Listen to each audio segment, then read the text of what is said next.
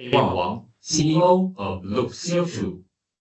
I'm here to present our high-density flexible coating material that is coming from carbon dioxide polymer platform, which provides high performance and sustainable materials across Amazon devices.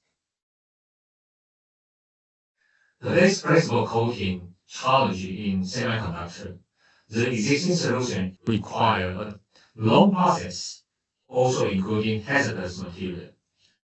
But it has a local zinc density, resulting in the warpage.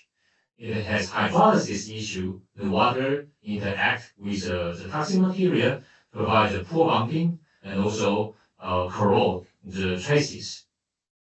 The last, the isocyanates, is toxic and also is causing the yellowing for the display.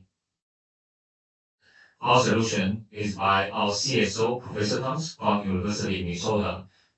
He created a way to using carbon dioxide, as you can see here in the structure, and turns that into the polymer, which has a functional group that can be provided 6.5 times greater cross links. And then it has a side chain on both ends that can be prevent the water to coming in. The last is non-toxic, and also it won't cause the yellowing as transparent.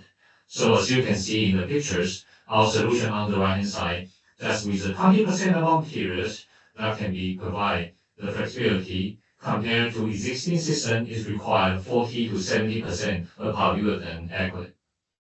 That's why we can reduce the total cost by 17 to 30% and also the CO₂ reduction by 25 to 33%. And this page showing the comparison of our materials. And based on this one, we can support Amazon's device, including the eco products ecosystems, provides better optical clarity, toxics for consumer safety, and also acoustics structural integrity that can reduce the armor rate and also scope 3 decarbonization.